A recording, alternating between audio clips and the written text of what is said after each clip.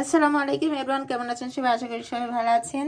আমি আপনাদের সাথে একটি ছোট্ট শর্ট ভিডিও শেয়ার করছি।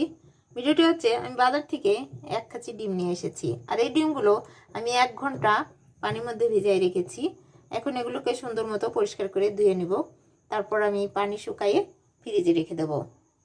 আপনারা কেউ আর ভাববেন না যে এগুলো হাঁসের ডিম, এগুলো মুরগির ডিম, কিন্তু ডিমগুলো সাদা।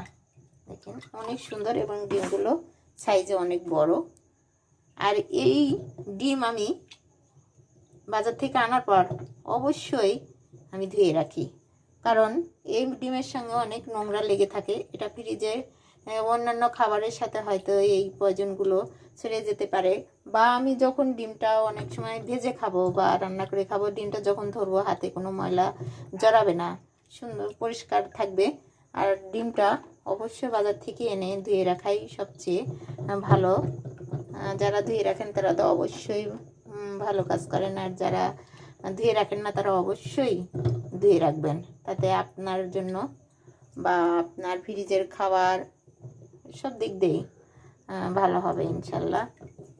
তো এভাবে আমি সবগুলো ডিমকে ধুয়ে পরিষ্কার করে নেব।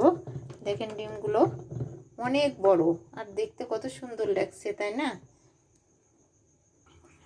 এক এক করে আমার সবগুলো ডিম এভাবে সুন্দর করে ক্লিন করে নিয়েছি। দেখেন এখন এটা আমি পানি শুকাইয়ে পরে ফ্রিজে রেখে দেব।